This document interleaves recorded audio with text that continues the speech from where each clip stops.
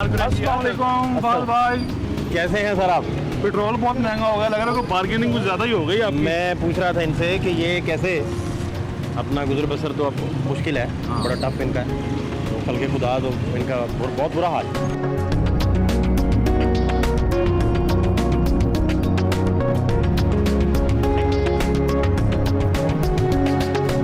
Public के साथ तो इंटरेक्शन अच्छी हो जाती है, आपसे मोहब्बत करती है पब्लिक। अब पॉलिटिशियंस को बड़े सख्त सवाल करते हैं, बड़े तीखे तीखे। तो क्या कभी वहाँ से तो फिर कसूरमुखी कभी ऐसा हुआ कभी?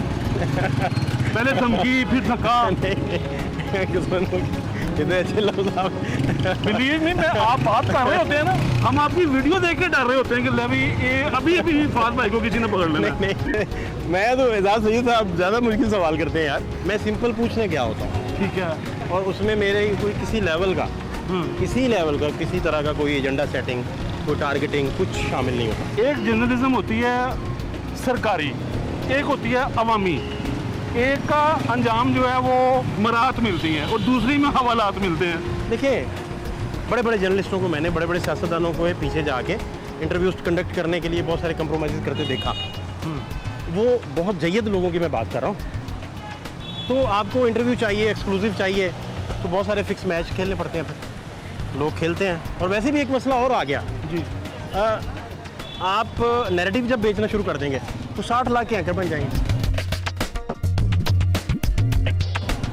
80 लाख के एंकर बन जाएंगे। तो नैरेटिव कंपैरिजन, आप आवाम का हाल देखें। आपके कहने का मतलब ये है कि सरकारी जर्नलिज्म से ज़्यादा मुश्किल है अवामी जर्नलिज्म। नहीं, सरकारी जर्नलिज्म तो कोई किस्म ही नहीं है, लेकिन बहुत आजकल तो बड़ी पनप रही है वो। बातिल जितना मर्जी पन पे वो हक नहीं बन सकता। $100 ये कोई देखें वो कितना पनप जाएगा। एक दिया सलाई जुल्मत के अंधेरों को भगाने के लिए काफ़ी है। जी हाँ, जी हाँ, जी हाँ। यही सीखा ना हमने आज तक बुजुर्गों से। जी हाँ। तो वैसे आपको जब शोहरत मिली, मतलब इतनी पजीराई आपको मिलती है, उसके बाद किसी ने टारगेट किया आपको, मतलब वो लफूफा ऑफर किया हो किसी ने?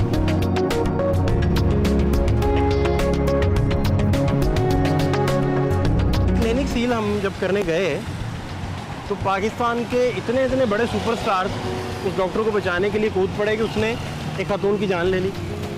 और डिलीवरी के वक्त वो मिस हैंडल था और उसके पास कोई ऑथराइजेशन भी नहीं थी, हॉस्पिटल कोई जाली खोला हुआ था। उन्होंने कहा कि आप 3 मिलियन अभी ले लें, उधर ही टीम हमारी को कि 3 मिलियन लें और बाकी हम महाना आपसे तय कर लेंगे। इस तरह की एक ऑफ़र। फिर एक और ऑफ़र आई थी जो बहुत बड़ी ऑफ़र थी कि एक बहुत बड़ा शख्सियत है पाकिस्तान की, बड़ा नाम, मुर्गा मुशर्गा मेरे लिए पकाया उसने, और मेरे जानने वाले थे। हम उन्हें बड़े प्यार से चाचू कहते हैं, तो बड़ा पुराना उनसे ताल्लुक़ था। तो उन्होंने मुझे कहा कि उनकी एक प्रॉपर्टी फंसी हुई है फलां जगह, और वो कहते हैं तुम निकलवा सकते हो बड़ी आसानी से, तुम लिंक्ड हो, फलाने को कहना तो फाइल चल पड़ेगी।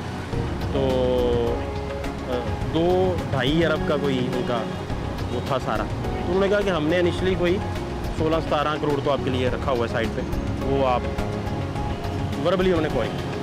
तो मैंने उन्हें कहा कि आप मुश्किल में फंसे हुए हैं। उन्होंने कहा हाँ। तो मैं कहा मैं मुश्किल में आपकी हेल्प करने के लिए पैसे लूँगा।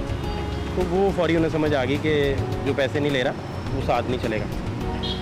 तो हाँ, एक और हुआ, एक बहुत मारूफ मॉडल कत्ल हो गई, मैं नाम नहीं लूँगा। मॉडल कत्ल हुई तो उसके कातिल ने एक बंदे के ज़रिए अप्रोच करवाया। अच्छा। और उसने कहा कि इसमें आप सिर्फ 3 नाम और ऐड करवा दें कि मुल्ज़िमान में ये लोग भी शामिल हैं, तो कुछ 3-4 मिलियन आप तक पहुंच जाएगा। वो फिर एक रिपोर्टर ने, अच्छा, वो गेम डाल दी फहद भाई, कोई ऐसा इशू कि जो आपका क्लिप बनने के बाद हल हुआ हो और आपको वाकई दिल से बहुत इत्मीनान हुआ हो, सेटिस्फेक्शन मिली हो कि यार फहद आज अपने आप को शाबाश देने को दिल कर? इधर हार रोड पे जहाँ मैं आपको मिला हूँ, यहाँ एक बंदा मंजन बेच रहा था। 2 वाक़यात मुझे क्लिक किए हैं फौरी तौर पे। मंजन बेच रहा था, तो मैंने उनसे पूछा कि जेब में पैसे कितने हैं, तो उन्होंने 20 रुपये निकाले कि 20 रुपये मेरी जेब में। वो हमने क्लिप ऑन एयर जब किया तो वो वायरल हो गया बड़ा शदीद। हुआ क्या, डॉक्टर यास्मीन राशिद उस वक्त वज़ीर सेहत पंजाब थी। उन्होंने मुझे बताया कि मैं 1 लाख रुपया जब उसके घर लेके गई उसकी हेल्प करने के लिए, तो 25 बंदे ऑलरेडी बैठे हुए थे हेल्प करने के लिए अक्रॉस दी बोर्ड पूरे पाकिस्तान से। फिर हमें जंजीरों से बांधी, एक MSc इकनॉमिक्स उन्होंने किया हुआ था, वो भाइयों ने उन्हें बरहना रखा हुआ था घर में, जंजीरों से बांधा हुआ था, और उधर दम दरूद चलता था, काला जादू और इस तरह की अजीबोगरीब चीज़ें थी। वो हमने वहाँ से बाजियाब करवा के, वो आज भी वो मेंटल हॉस्पिटल हैं, क्योंकि गवर्नमेंट ने उनके वुरसा को उनको वापस नहीं किया, उनकी कंडीशन भी नहीं है वापस करने वाली, और वुरसा का वैसे ही गवर्नमेंट को पता चल गया था कि क्या हालात हैं। तो ये कुछ चीज़ें जो जिन पे जब पब्लिक रिस्पांस करती है तो आपको थोड़ी सी, आपके दिल को आप बहल जाता है, दिल बहल जाता है कि यार चलें कोई तो पहुँचाए उन तक। कभी कुछ स्टोरी आपने प्रिपेयर की हो, उसके लिए बड़ी मेहनत की हो, लेकिन इदारा मजबूरन कह गया यार ऐसी। हाँ, बहुत बड़ा बिजनेस टाइकून है। अच्छा। वो नैब पेश हुआ तो मैंने स्टोरी फाइल कर दी। मैंने बताया कि वो नैब गए थे तो मीडिया से बचने के लिए क्या किया, ये सारी दास्तान लिखी। तो एडिटर मुझे कहता है कि छापनी कितने आ, सहरा च कितने छापिया, असी तो नहीं छाप सकते। एक स्कैंडल हमने ब्रेक किया इमरान फारूक कत्ल केस में। डॉक्टर इमरान फारूक कत्ल केस में खालिद शमीम का कन्फेशनल स्टेटमेंट जेल से आ गया, जेल से हम ले आए तो हमारा चैनल नहीं चला सका था। फात भाई अपने को स्ट्रगल फेज के बारे में बताएं, क्योंकि हमारे मुल्क में आमतौर पर जो छोटे चैनल्स हैं वहाँ पर सैलरियों का इशू रहता है। कई छोटे चैनल्स तो ऐसे हैं कि जिनके तनख्वाह के कैलेंडर पे महीने 10 हैं, 8 महीने 9 महीने, वो उनका 12 महीने का साल भी नहीं होता। वो फेज आपने कैसा गुजारा, आपके घर वाले क्या मैंने तय किया है, नहीं जाना आपका छठ दफा मैंने तय किया है कि स्ट्रगल के फेज से मुतल्लिका जितनी गुफ्तगू है, अगर मैं ज़िंदा रहा इंशाल्लाह तो मैं वो 60 साल के बाद बताऊंगा। उसकी वजह है कि उसको सुन के कोई इंस्पिरेशन लेगा। इस तरह तो लोग हंसेंगे कि यार ये नहीं हो सकता, ये नहीं हो सकता। आजकल पाबंदी है कुछ खास पॉलिटिशियन का नाम लेने पे, उनको कह देते हैं चेयरमैन PTI। फर्ज करें आने वाले दिनों में चेयरमैन PTI कहने पे भी पाबंदी लग जाए, फिर हम कैसे कन्वे करेंगे जर्नलिस्ट? पहले कब जर्नलिज्म कर पा रहे हैं, बड़ी घुटन है, बड़ी सफोकेशन है शुरू से ही। अब हामिद मीर साहब को गोलियां लग गई, असद भाई को आगे कुट गए घर में, मतीउल्लाह जान भाई, अरशद शरीफ भाई, इमरान रियाज भाई, ये कितने बड़े नाम हैं और कितने बड़े सुपर स्टार्स हैं, आप देखें, इमेजिन करें। और इन लोगों का आप देख लें क्या मामला है। तो फात भाई क्या मुस्तकबिल में या आने वाले दिनों में हमारी ये कौम न्यूट्रल जर्नलिज्म या एक कंस्ट्रक्टिव जर्नलिज्म का फ्लेवर चख सकेगी? मुश्किल है, बहुत नामुमकिन है। उसकी वजह है कि डेमोक्रेटिक नॉर्म्स आती हैं पहले, फिर जर्नलिज्म आता है। आप डेमोक्रेटिक नॉर्म्स के बगैर जर्नलिज्म कहाँ से ले आएंगे? आप जिनको अकाउंटेबल कर रहे हैं वो तो अकाउंटेबल है ही नहीं बेसिकली, आप क्या कर लेंगे?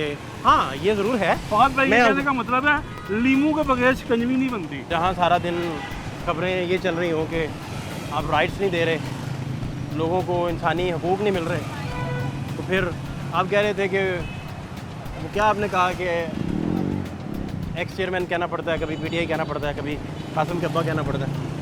मेरे पास वैसे तोड़ है उसका, मुझे अगर रिपोर्ट करनी पड़ेगी ना, अगर पाबंदी लग गई तो मैंने इशारे में कह देना करना है। मैंने कहना है उन्होंने कहा है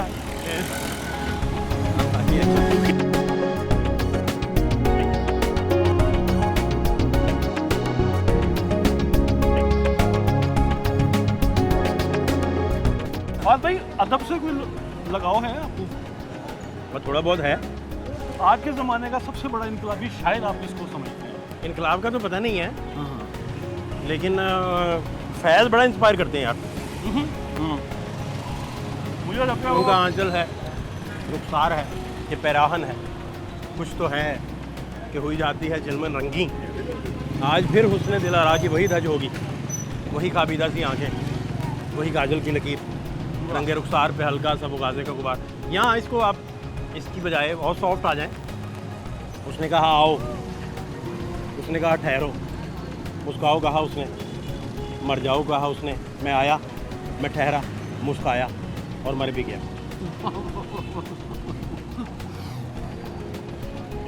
तो ये था आज का हमारा तड़के, जिसमें हमने आपको road show superstar Fahad Shahbaz साहब से मिलाया।